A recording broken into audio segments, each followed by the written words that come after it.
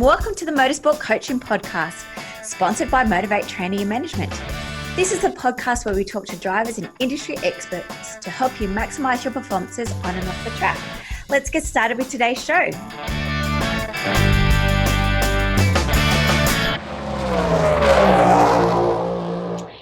So welcome to the show, Lachlan. Yeah, hi Belinda, thank you for having me. I'm really excited to hear more about what you do and more specifically, what exactly is Chequered Flag Media?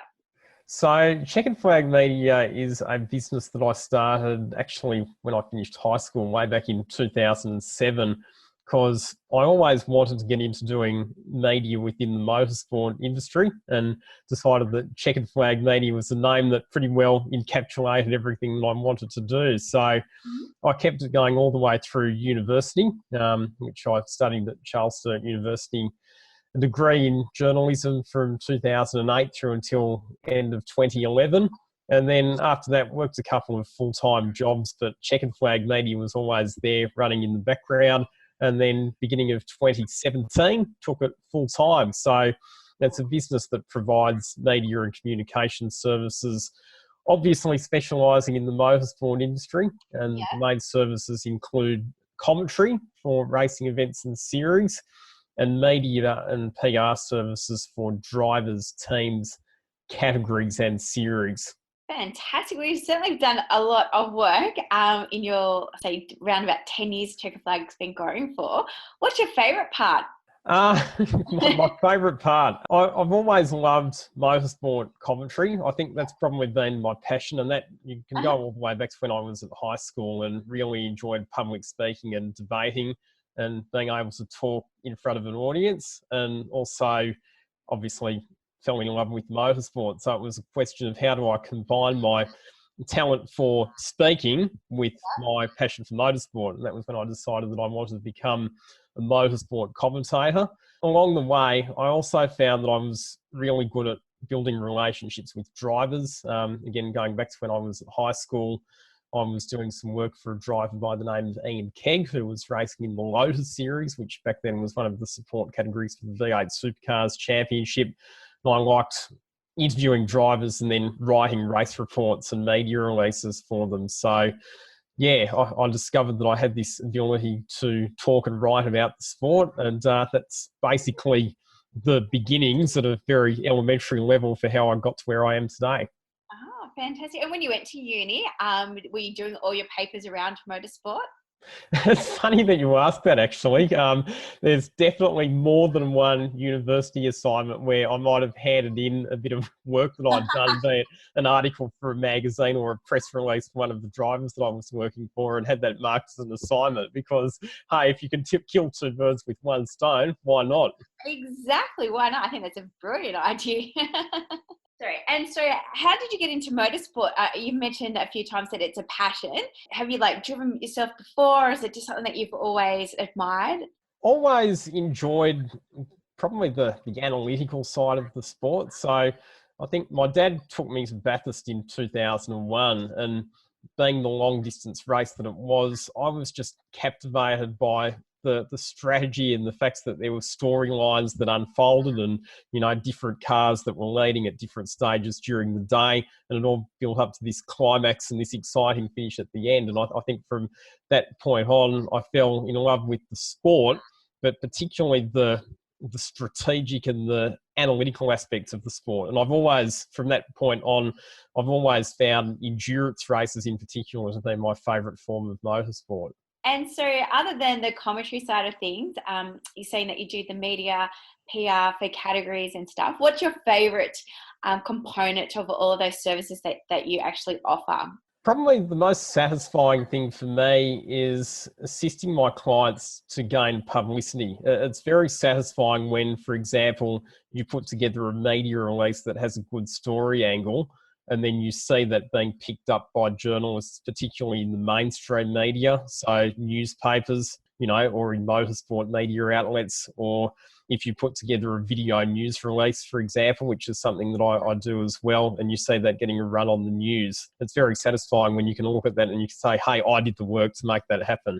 Yeah, and how does it come about going to Main Street? Are they through your contacts? Do you send it there? or is it a matter of them picking it up via Facebook or your blogs? I think it's a bit of both. I think it's building relationships with journalists definitely helps. And sometimes you do need to put yourself out there a bit, and you have to be not afraid to make a phone call, and pitch the story. You do have to go into that sort of salesperson role. Hey, I've got a good story for you. This is why you should run it. It's not good enough just to send out a media release and expect that they're going to pick it up. You do actually have to be a bit proactive. But also, I think, and again, this comes back to my background as a journalist, with the increasing pressures on journalists now, particularly in some of the local newspapers, they're having to do everything, and they're having to do a lot of different stories on a lot of different topics. So if you can make it easy for them to run the story by providing them with everything that they need in terms of written content, but also images as well, that's going to increase the chances of the story being run. So, where I come into it in terms of the service that I provide is that journalistic expertise, if you like, and the fact that because I do have that journalistic background, I am good at writing stories in a newsworthy fashion that literally can be cut and pasted and published as news articles. Mm-hmm. And do you have any tips or recommendations how drivers of any capacity can actually get some PR? Is there any tips of the trades that you can provide? Yeah, I think, and I know that obviously Motivate's focused on the driver side of things, but the best advice that I could give any driver is to start local, because a lot of the local media outlets are starved for content. And again, if you can provide it to them in a format that is easy for them to run, then there's every chance that they will give it a run. And I think the other thing as well is that a lot of those local newspapers, they're covering local rugby league or touch footy matches or sports that are at a very grassroots low level. But if you can give them something that's a bit different, and motorsport often is different to what they're usually going to write about, that's often a good point of difference that makes it a bit more interesting for them as well. And you mentioned before about doing video press releases. Do you recommend, if they're starting out, to do video? Is that what the editors are looking for? Video editorials, or is it more written? Or it sort of depends almost geographically in a lot of respects as well, because if you're living in a metropolitan area, then chances are you send a video news release to Channel 9 or Channel 7 News in Sydney or Melbourne. If you're a driver competing at a grassroots level, they're probably in reality not going to be interested because they've got too many mainstream sports to cover. However, if you're in a regional area, like a Canberra or Bathurst or somewhere like that that has its own local news, then you're not going to be competing against metropolitan rugby league or AFL teams. So you're going to have a bit better chance, I think, of getting it to run. But in terms of the video content, I still think that for online and social media, it is still good to have as well. It's just a case of having that as part of your overall PR suite of things that you do, I suppose. Yeah. And when they're doing those media releases, whether it's video or written, is there some sort of format they should be following? So what's a general idea of a press release? Yeah, I think, journalistic writing, you always want to put the headline grabbing stuff first. So too many people try and write it as a long-winded race report. I started the race from this position and, no, you start with the most headline grabbing piece of news content first. That's the golden rule of journalism, is that every sentence needs to give the reader a reason to keep reading. So that would be my advice. But again, that's why drivers would employ somebody like me to take care of that stuff for them. So, yeah. So tell us about the drivers that you do work with. Yeah, so I've got a really good roster of clients. I won't just talk about the drivers, actually, if I can. I'll mention some of the series that I work with as well, because the series stuff that I do is actually, in many ways, the driver stuff's really good. The series stuff, though, being able to promote a whole series, which then makes that series attractive for drivers to come and compete in, is even more of a challenge. So this year I've been very fortunate enough to work with the Australian Motor Racing Series in its inaugural year, which is the Benalla Auto Club run and managed series, which has had 6 rounds this year. And it's provided a place for quite a few categories to step up to a national level with the benefits of live streaming and the exposure and professionalism of a nationally run series. So this year, the AMRS has included categories like the Australian Formula Ford and the Australian Formula 3 Championships, and also categories like TA2, legend cars, miniature race cars, and the Mazda RX-8 Cup that wanted to compete on a national stage. So for me, being able to produce content for that series and also to commentate for the live stream has been really exciting for me, given that it's been the first year of the series. And I've loved being a part of it, working with Wayne Williams and Chris Lewis-Williams and the rest of the Benalla Auto Club team who are running it. You know, it's something that's going to become bigger and better, and I'm loving being part of the journey. In terms of the drivers, so the main drivers that I'm representing this year, Tony Bates has been one of my longest standing clients. He races in the Australian GT Championship driving for the Audi Sport customer racing team. I've also got Cameron Hill, who stepped up to Carrera Cup this year, actually got his best result of the season at Bathurst, where he finished on the podium. Dylan O'Keefe, who's having a really good run in Carrera Cup, currently second in the championship. And Emily Duggan, who started off at the real grassroots levels of the sport in state level Excel racing. And it's just an inspiration, not just to females, but for anyone who aspires to get involved in motor racing, because she's done everything herself in terms of owning and running the team. And this year she's competing at a national level in the Toyota 86 series. Yeah, and she's doing fantastic work. I think she's had 2 rounds now, 2 or 3 rounds. Bathurst was her 4th round in the series. And, you know, again, considering it's her first year in a brand new series, for him to already be finishing in the top half of the field in some of the events has been a fantastic achievement. So, you know, Emily's, you know, works very hard, not just with the on-track stuff, but with the off-track stuff as well. She's very good at how she presents herself. So, Lachlan, just tell us a little bit about those services in more details, like how exactly do you help those competitors? Are you like doing their social media accounts as well, or what exactly are you doing for them?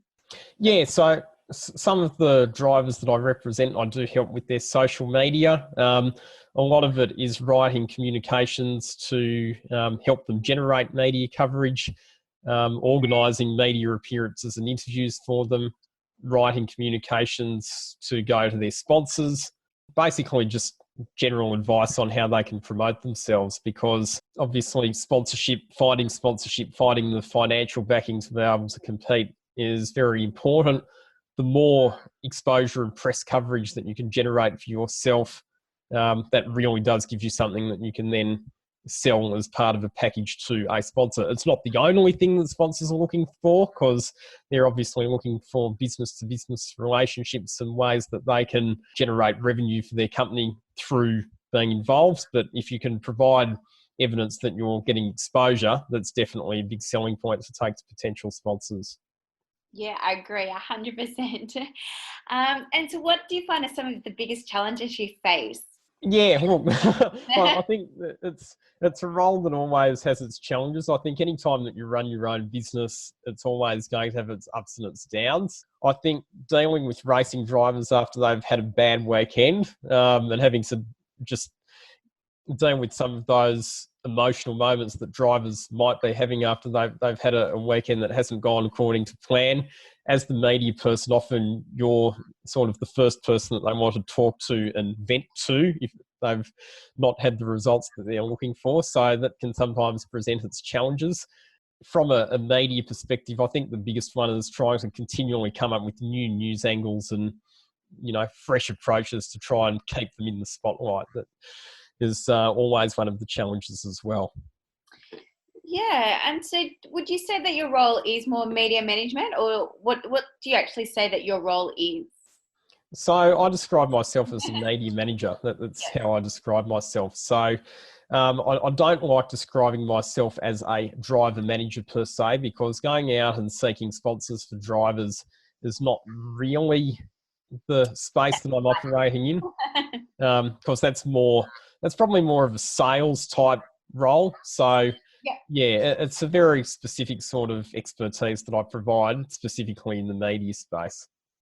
Awesome. And how can people, we spoke about contacting their local editor for the local sports paper, and trying to contact other local media industry to get their media news out there. What are some other tips or tricks that you can recommend for people to get more exposure?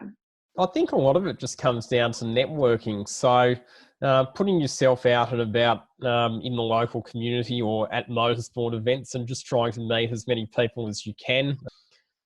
You know, trying to attend events where there's like-minded people, introducing yourself to people where you get the opportunity to. And do you do a lot of networking? I find in this industry, like there are limited opportunities to actually network with like-minded professionals. We don't seem to have like conferences or workshops and things like that. So do you personally do networking yourself? I agree with what you're saying. Sometimes it can be a challenge, and most of the networking that you do is often at the racetrack where you're wandering through the paddock and talking to people. Yeah, I mean, it's a tough one because obviously during the week in between racing events, you're often very busy with work as well. So, yeah, I think networking is definitely important and probably something that people like myself need to dedicate time towards as well, just to ensure that the services that we're offering are as good as they can be. Yeah, I think we're getting better at it. Yeah, I'd agree with that. And I think, you know, platforms like LinkedIn and other social media channels do make it easier as well to some extent. Well, there you go. Good topic. How important do you think it is for an athlete to be on LinkedIn? I'd say very important, particularly if you're involved in the motorsport industry, because it does open you up to professionals within the sphere that you want to get involved in. So, yep, I'd say that LinkedIn is essential, as are all social media channels. Do you have a preferred one? Um, well, no, I don't have a preferred one because I think that they all serve their purpose depending on exactly what you're trying to achieve. Yep. I guess like for trying to get more exposure around your business, of being an athlete, being your business. I was thinking that maybe LinkedIn is, but I guess it's again like where your demographic is. Yeah, you know, Instagram's obviously becoming bigger and bigger as well. I mean, one of the things that I do, again, coming back to my journalistic background, is I do write blogs. I've got the Chequered Flag chat column that I write, which is on my website, where I write about various topical issues within motorsport. And the best way to drive traffic to that is through social media. Now, Instagram's actually not great at driving traffic to websites, whereas, you know, Facebook and LinkedIn probably are better at that. So again, it depends on exactly what you're trying to achieve. And do you think it's important for an athlete to have a website? What are your thoughts on this? Yeah, I do actually. I think that while social media is important, a website gives athletes a central hub to direct people to. So through a website, you can do things like posting news articles that you might not necessarily be able to post that well on social media channels. It also gives you an opportunity to capture an audience. And what I mean by that is getting people to subscribe to newsletters and that sort of thing. A lot easier to do that through a website than it is to do through social media channels. Agree 100%. However, now on Facebook, they do have that email sign up tab available on your page. But then again, it's about promoting that you've got it available and doing a video or some sort to actually get someone to drive to it to sign up. So. Correct, yeah. And I think, you know, social media is something that's constantly evolving. So I think, you know, people like you and I need to just make sure that we keep on top of the latest trends so that we know what direction the industry is heading in so that we can maximise the potential of it. Yeah.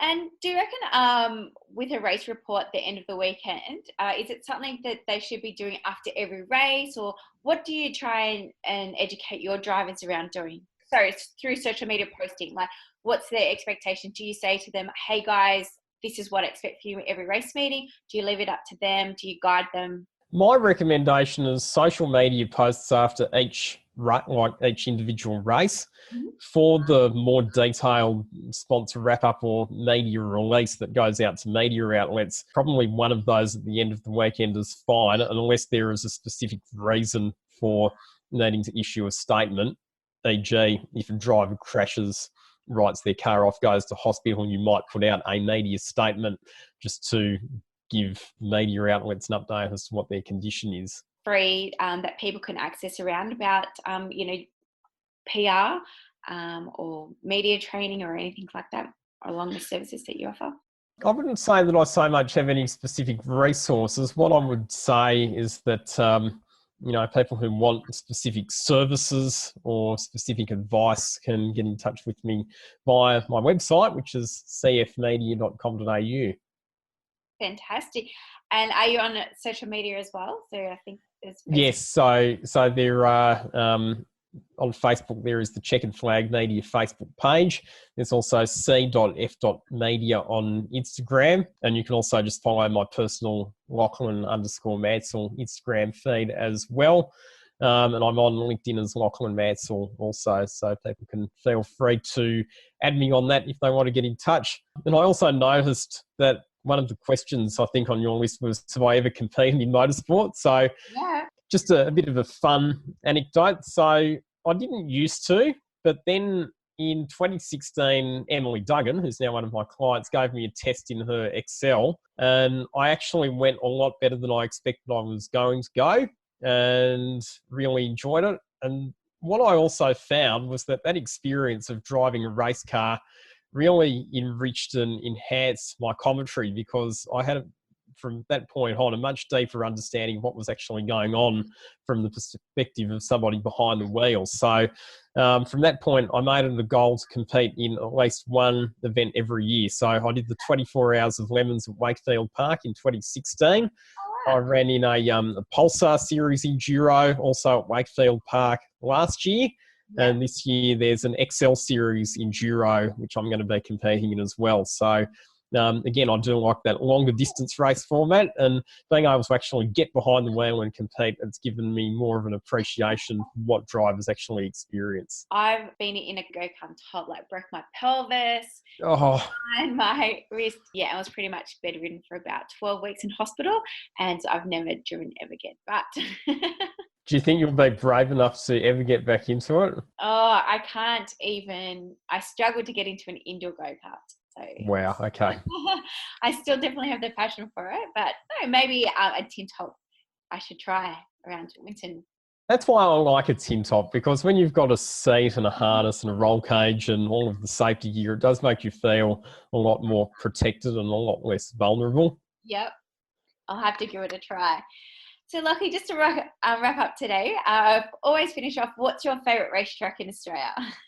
Well, I mean, the obvious answer would be Bathurst, but I haven't actually driven around Bathurst at speed yet. So I'd have to say Wakefield, just because it's the only one I've actually raced at properly. That's all right. It can be purely from a viewing perspective as well. As a spectator track, I mean, I've been fortunate enough to have commentated at lots of different racetracks. My favourite commentary box would have to be Phillip Island, because it gives you get up in the tower and you've got a 360-degree view of the circuit. It's awesome. Oh, that would be amazing. It's probably the only point of the track and then you've got that 360-degree view. Yeah, and Phillip Island always tends to produce pretty good racing as well, certainly in the categories that I've called there. But it's cold. Yeah, I think... as I said to somebody the other day, Phillip Island and Sandown, you get 4 seasons in half an hour. Yep. At Bathurst, you get 4 seasons in 6.2 kilometres. That's right. Very true analogy. Well, Lachlan, thank you very much for joining me today. Obviously, all of Lachlan's details will be in today's show notes. And please get in contact with Lachlan. I'm sure he'll be able to give you a free consultation around all his services that he can offer you. And it doesn't matter, just to start is really the objective, isn't it, Lachlan? Just to start getting your name out there to improve your brand. Correct. And it's never too early to start. And it doesn't matter what level of motorsport you're in, whether it's state level, whether or not you're actually aiming for a professional career, any level of publicity that you can generate for yourself certainly helps. Yeah, and definitely if you're looking for sponsors, because that's what they'll be looking for. Exactly right. And I mean, it all has to start somewhere. So start small, but then, let it snowball from there. Very good. Thanks, Lachlan. And I'll have you around maybe next year to see how everything's going with all those drivers and all those categories. You're a very busy guy. You said off air that you're even looking maybe to do some speedway commentary. That sounds very exciting. Yeah, well, I did a bit in the off season last year, and I have to say I did quite enjoy it. So it's a way of keeping a bit of cash flow happening during the off season. So yeah, probably give it a go again. We've got some interviews coming up with some speed cars and some sprint car drivers soon, so that'll be very exciting to see what they do and how some of them are raced on tar as well as on the dirt, and to talk about their differential preferences. Awesome. All right, Lucky, thanks again. I'll see you around. Thanks, Belinda. Thanks for having me. Well, thanks everyone for listening to this week's show. I really hope you enjoyed that one as much as I did. Now, remember, all the show notes with the links and the specials mentioned in today's show are available over at motivatetraining.com.au. If you haven't already, I'd really appreciate if you could head to iTunes or Stitcher, type in Motorsport Coaching, subscribe, and leave us a review. Each week, I'll read them out, and you'll go into a monthly draw to win a fantastic prize. If you have any questions or comments, please email us at win@motivatetraining.com.au or head over to our Facebook page at Motivate Until next time, take care.